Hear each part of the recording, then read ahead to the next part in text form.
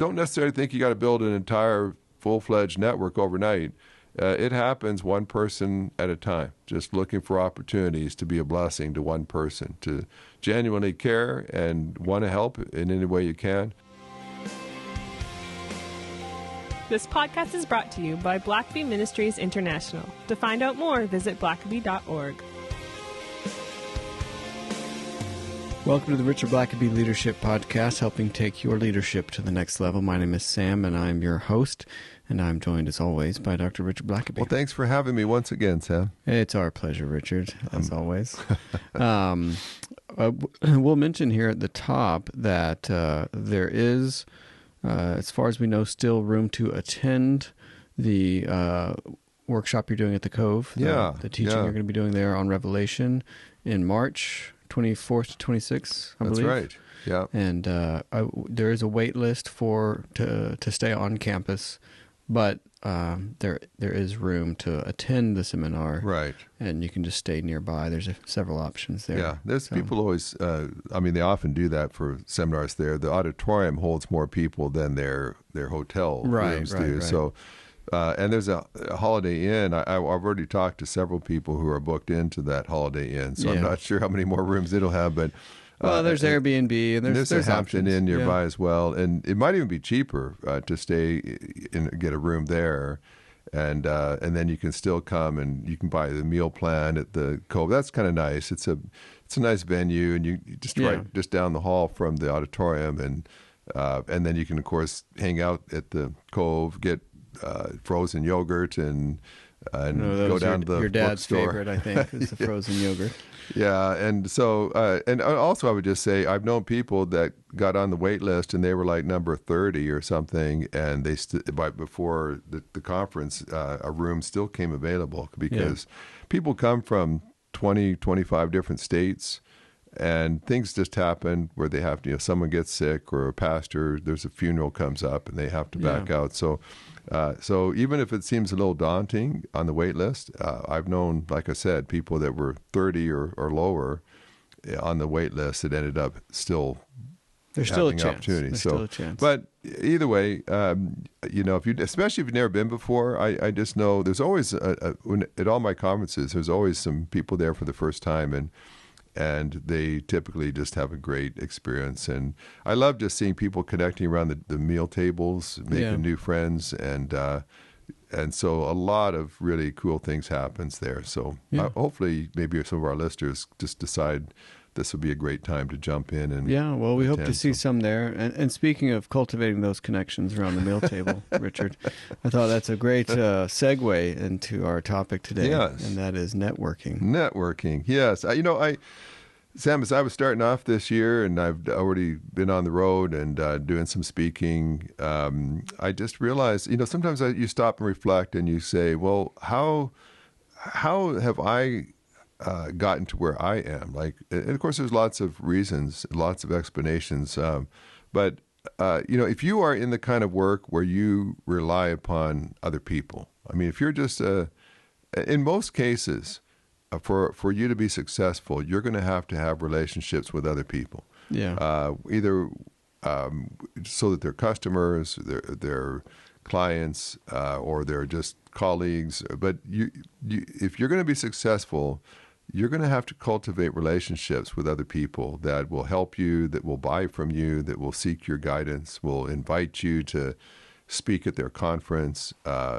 And one of the things I look at every year as I kind of look over my calendar of speaking in the year is, where did these invitations come from? Now and then I have someone I've never heard of before that reaches out to our office and says, could I have Richard come and speak at this meeting? And that's great. I like to have some of those every year. But a lot of the invitations for me to speak have come out of a network of just relating to people over the years. And so if you're the kind of person that maybe you'd love to do some public speaking, but nobody knows you, or you're not in a place to get those kind of invitations, or you'd like to serve on a board sometime, but you've never been asked, or you've got a product that you think would really be helpful to people, but not many people are buying it. There's just lots of reasons why I just feel like for various reasons, most of us need to be developing at least some level of network. It might just be that you just want to build a network of wise counselors around your life. And right now you don't have any. How do you get a network of people that will speak into your life and just give you advice when you need it? There's lots of reasons to have a network. When you're a parent, a lot of times we just sort of do this just naturally. But when I'm raising my first little baby and preschooler, I just like having some other people that maybe are doing the same thing, and I can ask, well, what did you do when your baby had a fever, or when they vomited? Should I go to the hospital, or what do I do? And so it's just building a network around your life of advisors, of helpers, of friends that might be able to be there for you if you need them. There's lots of reasons to have a network, but the issue would be, how do you develop one? And there are lots of people I know, pastors, business people, that are kind of loners. They work hard, but they suffer from not having a stronger network that they could draw upon. Well, I think it's that networking piece maybe doesn't come quite as natural. I think there are people who are naturally good at networking. Yeah. And I think there are people who aren't as good at it. And so it's going to require a little more effort. Yeah. It's funny. I was on a plane last night, and the row right ahead of me, there was a woman sitting on the aisle, just one row up from me. And she, I don't know if this is all just networking, but she was chattering away with a total stranger sitting next to her. And then the next thing you know, she's engaging the person sitting across the aisle from her. And then 2 flight attendants come in. They're standing. They're all talking. And she's asking questions and getting advice. And she was interested in doing this and that. And people were all jumping in and telling her, and hey, here's my email, and I'll be glad to help. And I mean, just on a flight that was about an hour long. Like, I watched this person add about 5 people to her contacts that all seemed very favorably disposed. And I mean, she was just an ordinary person.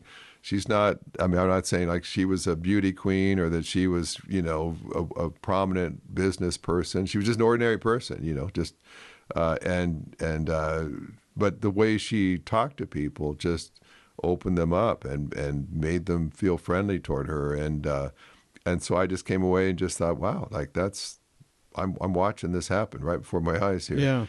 And so how do you become that kind of person? And like you said, Sam, a lot of times it doesn't come naturally. So for some, I think that woman last night just naturally, I got the impression you just drop her in any crowd and she just starts connecting with people. Mm-hmm. But that may not be. I wouldn't say that's me. I don't tend to do that just naturally either. But a couple of things I would say is, one, just be the kind of person that people like to have around. I could tell you, if you're somber, if you're negative, if you're sullen, then people would just be just as happy for you just to go away.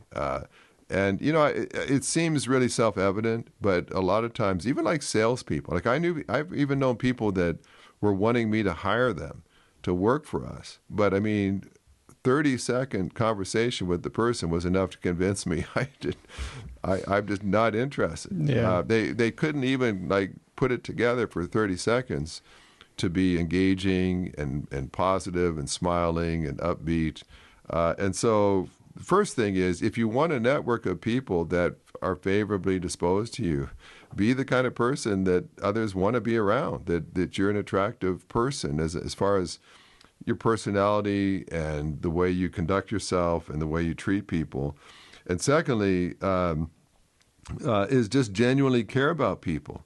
Show a genuine interest in people. And we've all faced those kind of telemarketers and stuff where it's all a script, and you're fully aware that they don't know you, they don't care about you, they just want your money, they want you to buy their product, and I've just found that sometimes that will work. If someone really wants your product and it's at a pretty good price point, then maybe they'll just go ahead and buy it. But it's not really because of your network. It's just you just got lucky to hit someone at the right moment of need. But if you want to have repeat customers, if you want to have people that want to stay engaged in your life and in your network, then be someone that cares about them. It's just hard to build a network when it's all about you, when all you want to talk about is how they can help you. And so be the kind of person that shows a real interest in people, and an interest in their business and their work and their products and their problems, and their victories. And I've just found that when you begin to show interest in other people, then it's just almost inevitable that they're going to be reciprocal and begin to have an interest in you and what you do. So oftentimes I've seen that where even just on an airplane, I've been talking to people, and I've asked them lots of questions and asked all about their life, and finally it just becomes apparent to the person, well, I don't even know what this guy does. He's just had me just talking away here, and so they start to ask me, and then before you know it, they're like, well, you know what? How would I get in touch with you, or how would I get access to what you've written and find out about your books or whatever? And it just comes naturally because I've shown interest in them and have not been just pushing myself on them. So if you want people around you that are interested in you, then demonstrate an interest in them, and not just a fake, artificial, here's 3 things I always say to everybody. Right.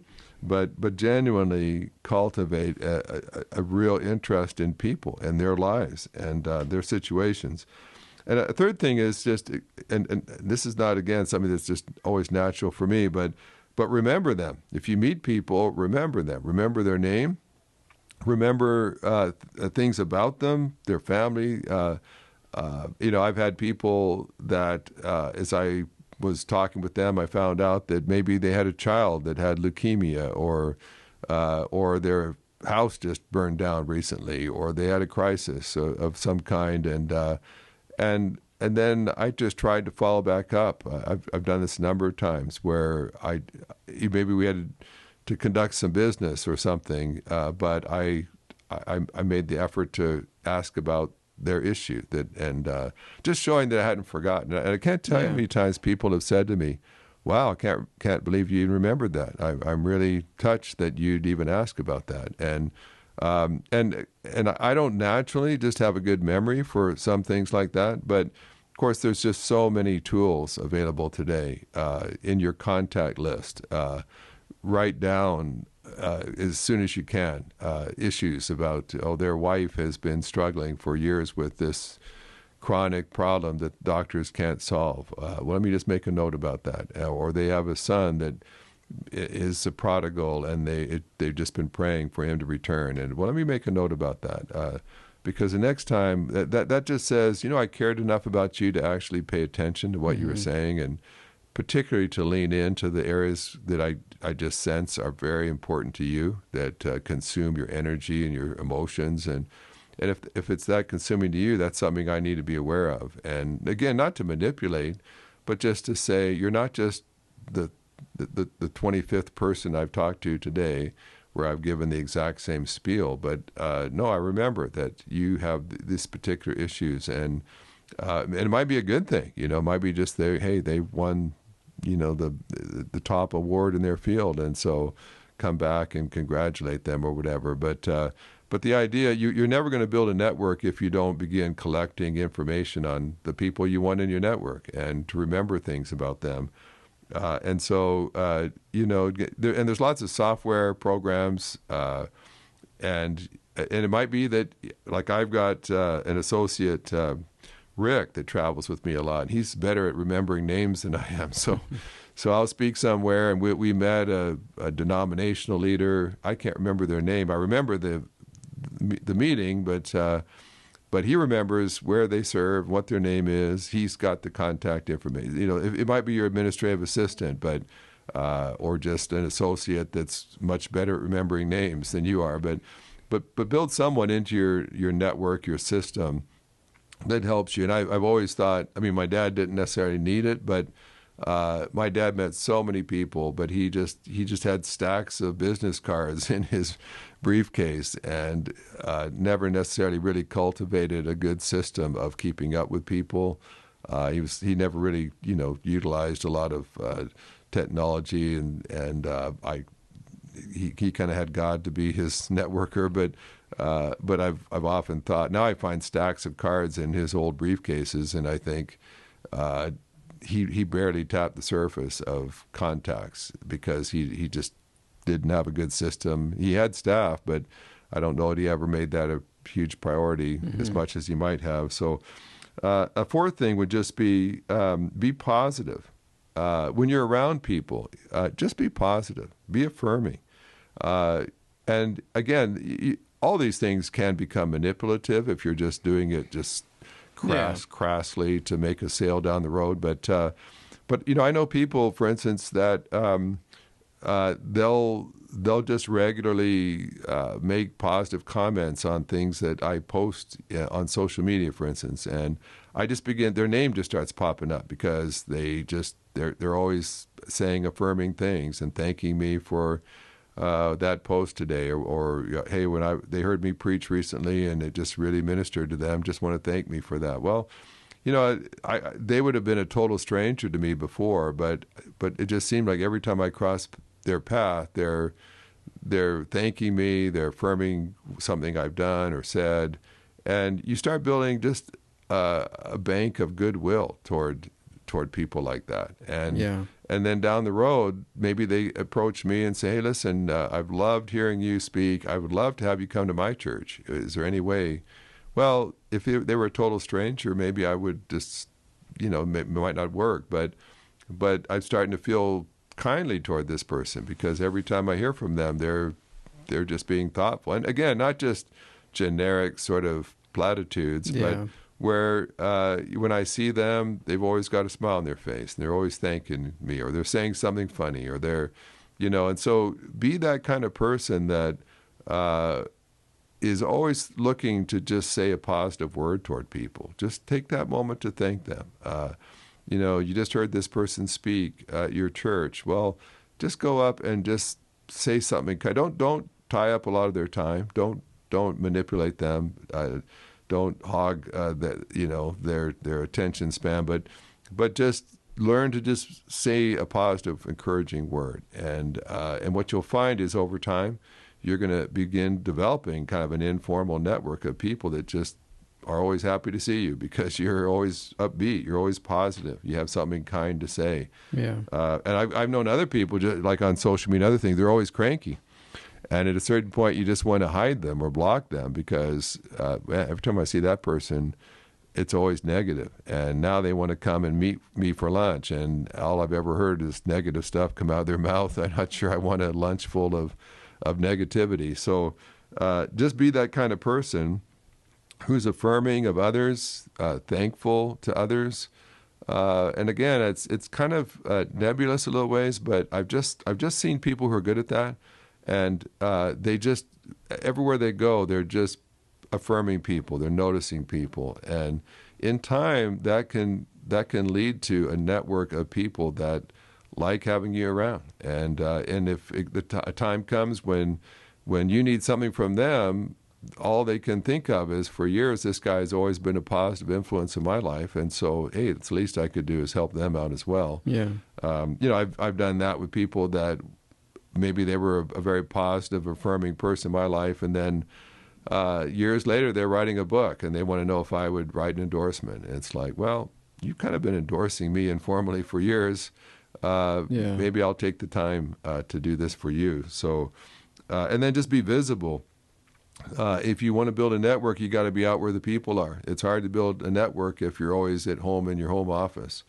It means you got to go to some meetings. It means you got to introduce yourself. It means you got to, again, not necessarily just seize the limelight, but you do want to be in a place where you can meet people and talk to them. And if you're never out there among people, going to meetings, just sitting at a table and introducing yourself to others, it's hard to build a network.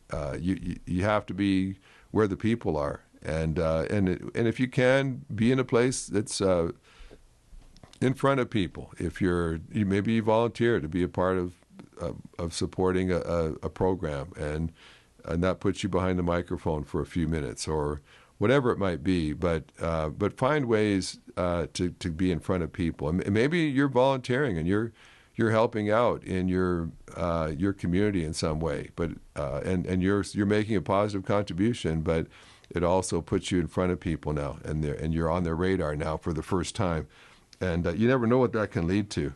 And sixth thing is just be a connector as well.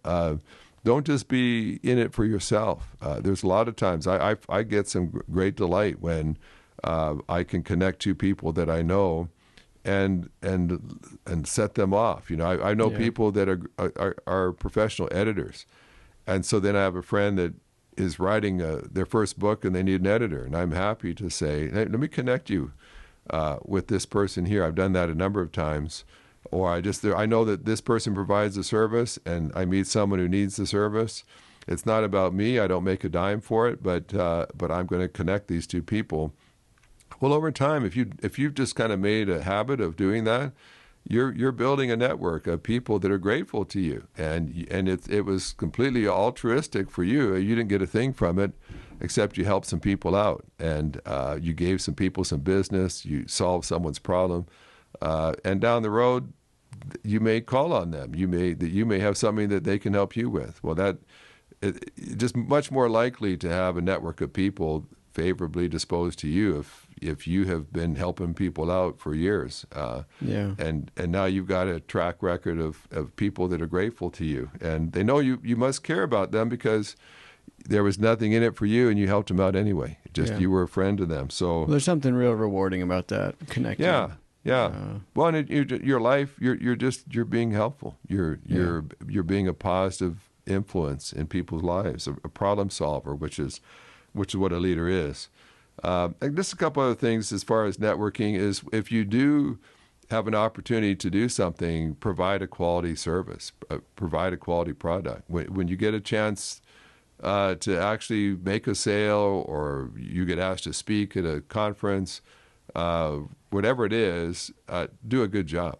The best way to build a network is provide a quality product. Yeah. And word gets out. And someone had you speak at their conference. It was just a breakout session, but you really went all out, and people really enjoyed it. And now you get asked to do a plenary session at this conference, and things just begin to grow. And someone hears you at that plenary and really likes what they heard, so they invite you to their meeting that they're putting together. And before you know it, as a speaker, all of a sudden you're known by a number of people. You've been exposed, and you're beginning to build a network of people that recommend you to other meetings. And so, if you do a poor job, you're going to have a real hard time networking because no one's going to want to recommend you. But if you knock it out of the park and you do your homework and you stay around and do all you can to be a blessing while you're doing what you were asked to do, odds are good that you're going to start building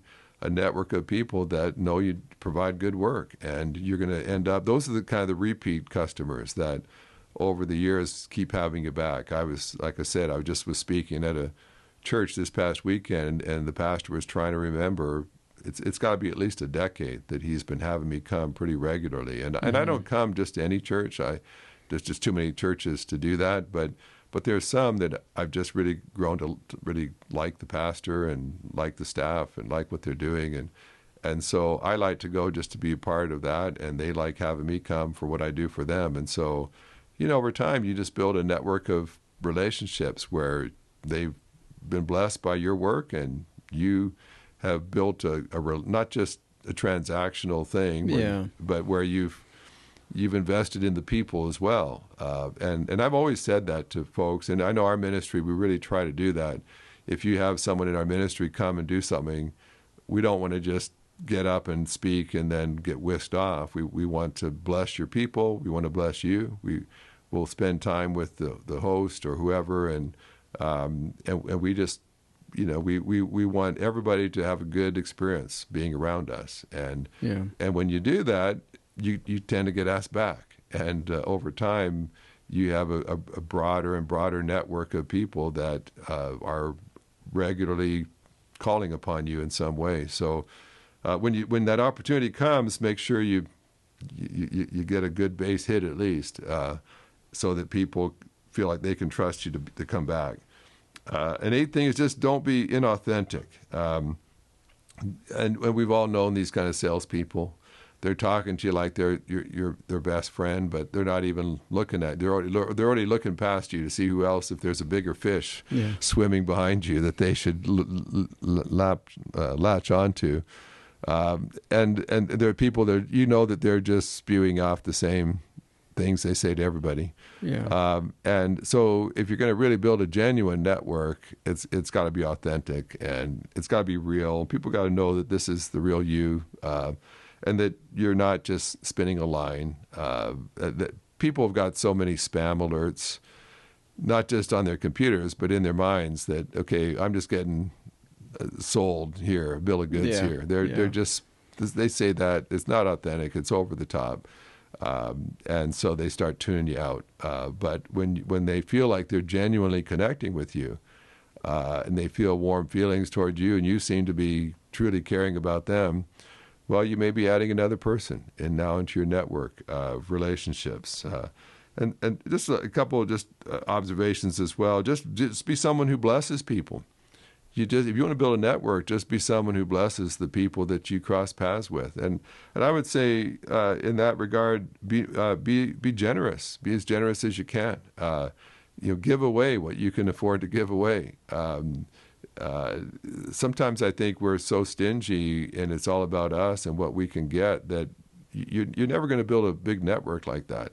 Yeah. But if you're the kind of person that just gives stuff away, I've done that many times where I've maybe spoken for someone. I made a video for someone's virtual conference and didn't make a dime for it, but kind of helped them out. Or I did something. I did an endorsement for someone, or I gave a little video promo to try to help someone's conference out, or whatever. They're having their 25th anniversary, and someone wanted me to send a video greeting. And You've filmed a bunch of those for me, Sam, but it's time consuming. It doesn't take a huge amount of time, but it's effort, and I don't get a thing for it. Don't get paid anything for it. But you know what? Over time, as you're just doing stuff like that, you build a lot of goodwill, and here you've given away a couple of things for free.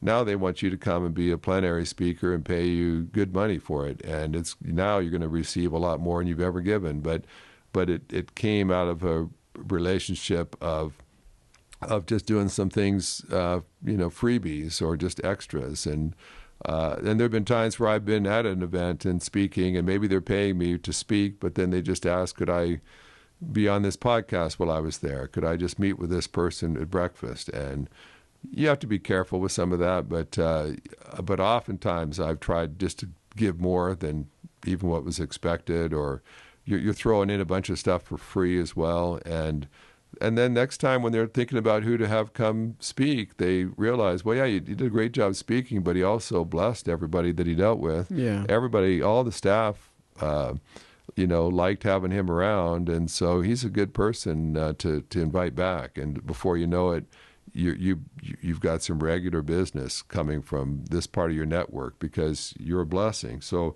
and then just also be honest. Don't manipulate. A lot of times when we're trying to build a network, we can make false promises. We can stretch the truth, and we can just be manipulative. And we all know those kind of people that your guard is up because even as they're talking to you, you just feel like, what are they? They're just trying to sell me something and they're just trying to get me to the buy where I buy something, and so you just feel, and sometimes when you're done with someone, you feel like you were just taken advantage of. You have a bad feeling about your encounter, and you can be sure that you're not going to join their network if you feel that way. And so so I've just found, as best you can, be as authentic, honest, deal with people with integrity so that they know what to expect. And that's I think, one of the reasons why you get repeat customers, because they know what to expect. If we ask this guy to cut down our tree or build this or paint that, we know exactly what we're going to get because they're very consistent. They don't make false promises. And there's times where they'll pay more money. I'll pay a bit more money for this person because I know exactly what I get and I know I'll be happy with it. And this guy might be a little cheaper, but I just don't necessarily trust why they're going to be cheaper. Yeah. And so I'd rather go with someone in my network. When I need something painted, I always call this guy and whatever. And so when you build a network where people look at you that way, you get regular customers, regular phone calls. Just the last couple of things, an important one as well is just respect people's time, space, and know. And so I'd say if you are people in the network, they'll stay in your network if you don't waste their time. So just be sensitive to that. Don't, it's fine to stay connected and interpersonal, but don't drag things out. Don't don't interrupt. Don't waste time. That's part of what will be some of your charm is that people know when they deal with you, you don't waste their time. Yeah. You get to the point, you provide a quality service, you're caring, you're thoughtful, you're listening, you try to bless, but you don't waste their time. And you also don't waste or respect their space. I know people that just get too pushy. And, when you're trying to make a sale, when you're trying to close a deal, it is tempting to just want to push that, just to get this thing, land this plane, get this thing done, sign the dotted line. But you always it's going to always cost you if you push too hard and you don't give people their space, and people feel pressured by you. They just don't want you in their network if you are always pushing stuff on them all the time. So. Yeah. That doesn't mean you don't provide a service, you don't provide maybe an opportunity, but just respect when they don't want to sign the deal today. Don't start pressuring them. What will it take to get you to agree today? Yeah, know when to stop. And then also just respect their no. When they say no, don't keep pushing. Or you're going to push them right out of your network. Let them know that they're safe with you. If they tell you not today, hey, that's great. Just let me know if I can be of help to you. And the last two things, just always be thinking about the value add. Just what can I do to truly help you? I've had people. I probably a week doesn't go by that someone just not wanting to. Can we set up a phone call today for 30 minutes where I can find out how to help you? But you get the sense, no, really, you just want me to help you. You want me to buy something from you, and I don't get the sense you actually really care about me. You've got a product that you want me to buy, and I know people, and I guess maybe it's just me, but I think a lot of people feel this way.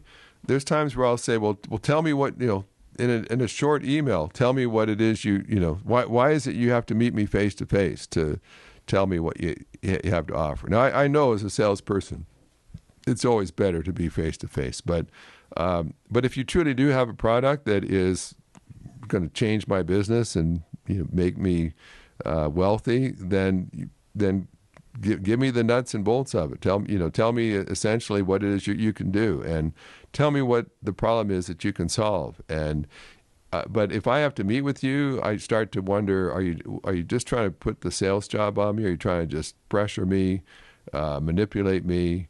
And so, be the kind of person that truly does want to add value. If my product doesn't add value to your business, there's no point in you buying it. I want to. So here's how I feel like I could help you. And sometimes I think it's valid to say, well, just tell me do you have a problem right now? Do you have an issue? Let me know if there's something that right now your business is you could use help with, and I'll be honest with you, if I've got a product I think can help that. But be someone that is looking to truly add value, not just make a sale, but to add value to the people you're working with. And then the last thing, just in terms of a network, is be patient. Think long term.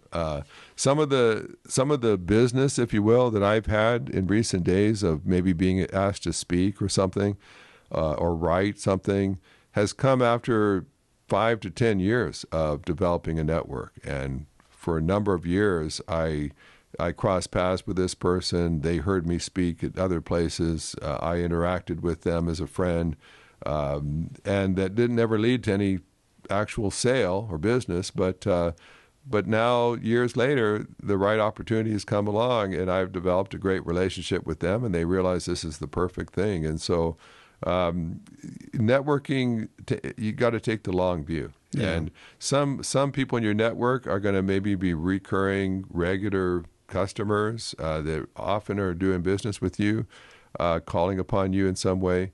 Others, we can be more periodic, but still, you put enough of those periodic people into your network, and it's going to add up. And so, think long term. Be patient. Don't pressure people. You'll just drive them out of your network. But keep trying to add value where you can. Keep being positive, being a blessing. And over time, you're going to be surrounded by people that are going to be engaging with you, helping you as they can, buying from you if they need to. And it's just a much better way to lead and to do business than just who can I hustle today? Yeah. And nobody really is looking for that. So just and don't necessarily think you got to build an entire full-fledged network overnight. It happens one person at a time, just looking for opportunities to be a blessing to one person, to genuinely care and want to help in any way you can. And over time, the numbers start to add up. People start referring you to others that, satisfied customers refer you to others. And eventually you've got a network that keeps you busy and fills up your schedule with meaningful work. So I hope that'll be the case. And as you are now well into the next year, think about how you might expand your network in some way, not just by mass marketing, but by focusing on people and developing relationships that are going to last perhaps for years to come. Yeah. Well, with that, we'll leave it there. And until next time. Thanks for listening to the podcast. If this is something you enjoyed, it really makes a difference if you leave a review and a 5-star rating on Apple Podcasts or wherever you listen. Don't forget to subscribe and share with your friends. We always love hearing from our listeners, so email us at podcast@blackaby.org.